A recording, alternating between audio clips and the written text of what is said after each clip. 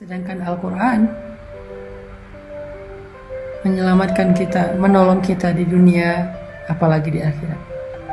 Iqra'ul Quran fa innahu ya'ti yaumal qiyamah syafi'an li ashabih, kata Nabi. Bacalah Al-Quran, karena sesungguhnya Al-Quran itu di hari kiamat akan menjadi penolong bagi orang yang membacanya. Kenapa sih Nabi selalu bilang hari kiamat, kenapa nggak di dunia?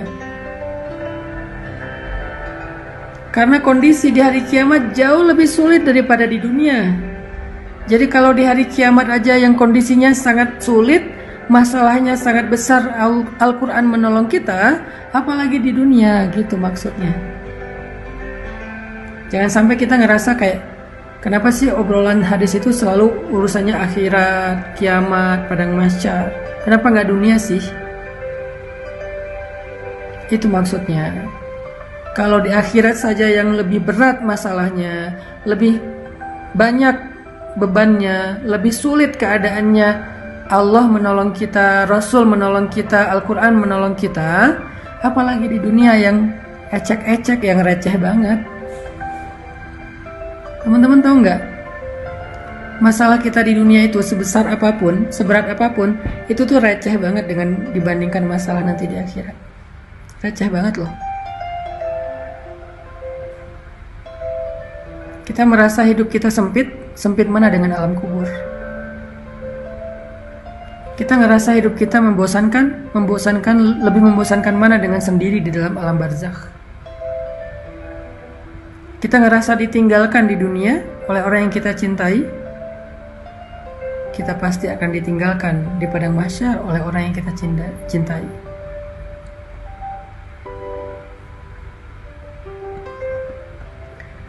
Yawma yafirrul mar'u min akhihi, yawma yafirrul mar'u min akhihi wa sahibatihi wa banihi, likulli imri'in minhum yawma idzin sya'nun yughnihi. Hari ketika seseorang lari dari saudaranya, lari dari ibunya, atau lari dari anak-anaknya. Setiap orang pada hari itu sibuk dengan urusannya sendiri-sendiri. Lebih berat mana? Ditinggalkan oleh orang yang kita cintai di dunia, padahal kita masih punya keluarga, kita masih punya orang tua, kita masih punya anak, kita masih punya sahabat, kita masih punya banyak yang mencintai kita dan memperhatikan kita, cuma ditinggalkan oleh satu orang sementara di dunia. Lebih berat mana dengan ditinggalkan oleh semua orang di akhirat ketika kita dalam keadaan sangat membutuhkan teman untuk menolong kita. Semua ninggalin kita. Ibu ninggalin kita, ayah ninggalin kita, pasangan ninggalin kita, walaupun kita dikuburkan di sebelahan dengan dia, atau bahkan satu liang lahat dengan dia, ninggalin kita loh, tanpa ada kata-kata. Kalau di dunia mungkin ninggalin dengan banyak alasan. Maaf, kita kayaknya nggak cocok, kita jadi temenan aja, kita jadi adik kakak aja, aku kayaknya belum siap menikah, aku masih mau kuliah. Banyak alasan, baik-baik dia ninggalin kita. Di akhirat gak ada sepatah kata pun dia ucapkan, dia ninggalin kita begitu aja. Bahkan ketika dia ngelihat kita sedang diseret oleh malaikat, na'udzubillah, karena dosa-dosa kita pun, dia gak akan nolongin kita loh. Keluarga kita gak akan nolongin kita loh. Kita disiksa, mereka gak akan nolongin kita di padang mahsyar. Terus gimana dengan cerita hadis bahwa orang soleh akan menolong sahabatnya di dunia? Itu nanti kalau udah lewat perhitungan hisab. Ada banyak fase kan akhirat itu. Ada fase kematian, ada fase alam barzakh, ada fase kiamat, ada fase berbangkit, ada fase mahsyar, ada fase hisab, ada fase syafaat, ada fase sirat, ada fase surga, ada fase neraka. Puncaknya fase memandang wajah Allah. Fase mana yang kita akan sendiri? Pertama, fase kematian. Gak ada yang bisa menolong kita. Gak ada yang bisa menyembuhkan kita dari kematian. Kalla idza balagatit taraqi wa qila man raq wa qila man raq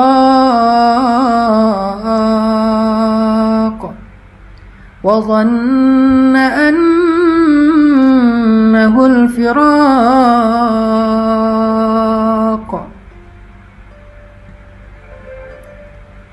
والتفت الساق بالساق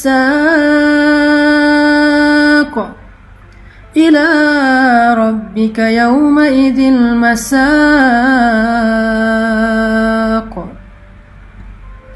Kalla, kata Allah, sungguh. Idza balagatit taraqi, ketika roh nyawa sudah berada di kerongkongan, di tenggorokan. Dicabut nyawa pelan-pelan dari ujung kaki, tiba-tiba jempol jadi dingin, sampai ke batas pergelangan kaki, tiba-tiba kaki kita jadi dingin, lalu sampai kepada lutut, kaki kita menjadi dingin, sampai kepada pinggang, sampai di perut, sampai di dada, sesek sampai di sini kayak orang dicekek. Idza balagatit taraqi, kalau nyawa udah sampai di sini. Wa qila man raq, perhatikan ayatnya. Wa qila man raq. Kenapa saya berhenti tadi? Wa qila man raq, surat Al-Qiyamah. Wa qila man raq.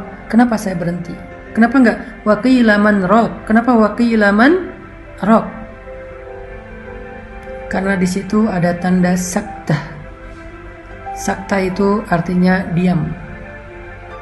Jangan lanjutkan bacaan, tapi jangan bernafas dulu. Karena kalau udah bernafas namanya waqaf. Kalau nggak bernafas berhenti namanya sakta. Kita disuruh diam, tapi nggak boleh bernafas. Kenapa?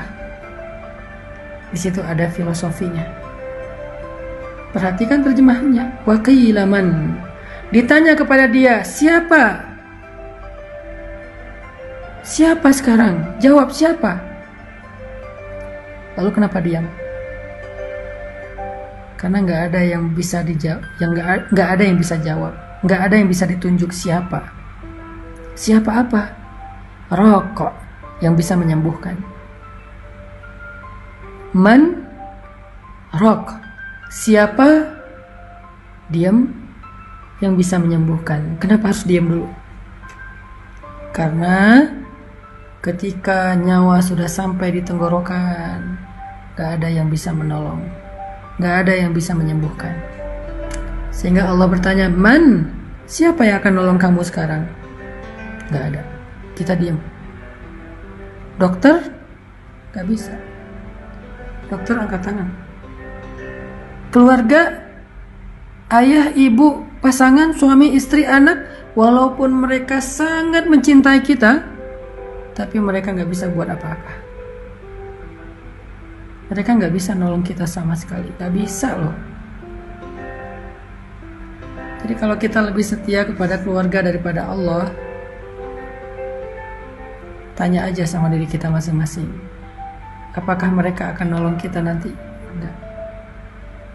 Kalau kita gara-gara anak jadi nggak ke masjid, gara-gara keluarga jadi nggak ke masjid, gara-gara pasangan jadi nggak ke masjid, gara-gara keluarga jadi nggak berhijab, gara-gara keluarga jadi nggak sholat, gara-gara keluarga kita makan yang haram, kita mencari harta yang haram, gara-gara keluarga. Sekarang tanya, apakah kelak mereka bisa nolong kita? Jawabannya ada di Al-Qiyamah. Wa qila man raq. Gak ada yang bisa nolong kita. Balik lagi kepada pembahasan tadi.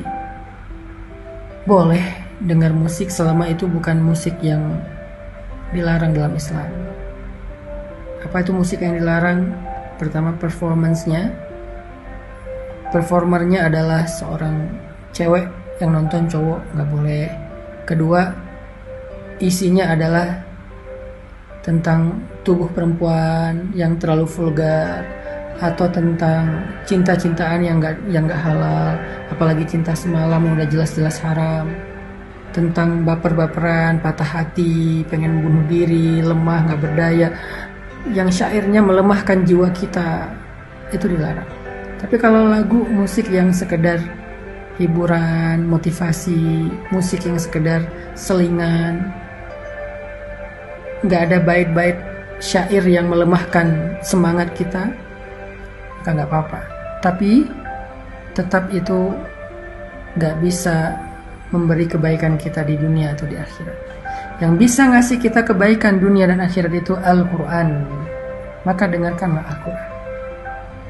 Nasihat agama, maka carilah ilmu dan dengarkan nasihat ulama atau para da'i atau para ustaz. Zikir, kalimat-kalimat mulia dari nama-nama Allah, itulah yang bisa menyelamatkan kita dunia dan akhirat.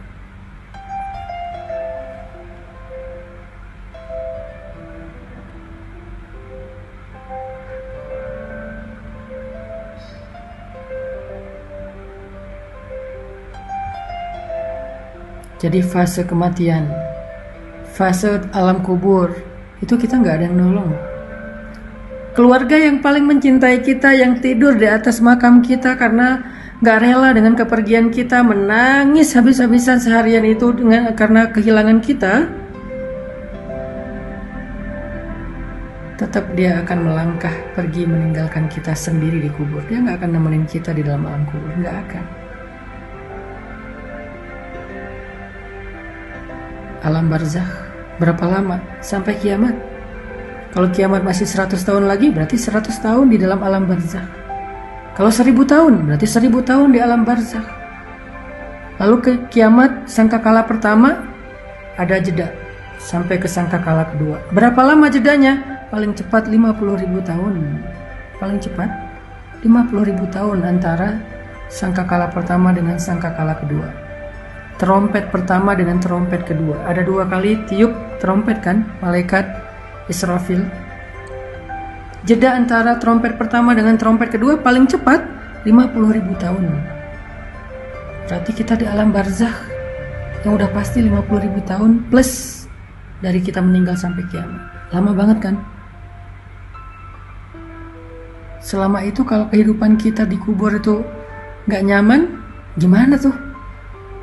Bisa ditolong sama keluarga? Gak bisa.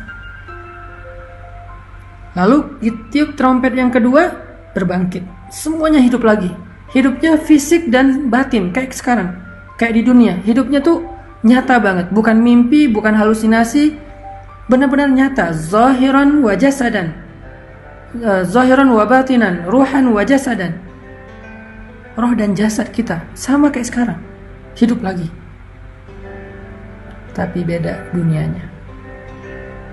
Kita sudah hidup sekarang di dunia, di alam yang bernama Ardul Mahsyar. Ardun bahasa Arab yang jadi bahasa Inggris. Ard jadi earth. Ard jadi earth. Ardud dunya wa Ardul Mahsyar. Ada 2 earth dalam Islam. Earth dunia, yaitu bumi. Earth mahsyar, kita nyebutnya padang mahsyar, tapi Islam menyebutnya bumi mahsyar. Ada bumi dunia, ada bumi mahsyar. Ada 2 bumi. Bumi dunia namanya Ardud dunya. Bumi mahsyar namanya Ardul mahsyar. Kita hidup lagi di padang mahsyar, bumi mahsyar. Gak ada pohon, gak ada lembah, gak ada bukit, datar semuanya. Gak ada rumah, gak ada kendaraan. Yang lebih berat lagi, gak punya siapa-siapa. Noleh kanan kiri ngelihat pasangan kita, ngelihat orang tua kita, mereka gak ngelihat kita. semuanya sibuk sendiri-sendiri. Gak pakai baju apa-apa. Harian kata Nabi, telanjang. Kata Sayyidah Aisyah ini kan perempuan yang sangat pemalu ya. Aduhai betapa memalukan hari itu. Saya gimana nanti ya Rasulullah, pada hari itu malu banget. Kata Nabi, ya Aisyah, gimana kamu merasa malu? Sedangkan semua orang sibuk sendiri-sendiri, termasuk kamu. Dan kamu akan lebih fokus kepada ketakutan kepada Allah karena akan disidang dibandingkan dengan rasa malu. Hilang udah rasa malunya karena saking takutnya. Gak ada rasa malu. Semalu apapun dia, sifat pemalunya besar banget, tetap aja rasa takutnya lebih besar sehingga mau menghilangkan rasa malu. Saking takutnya kata Allah di dalam surat Al-Muzammil,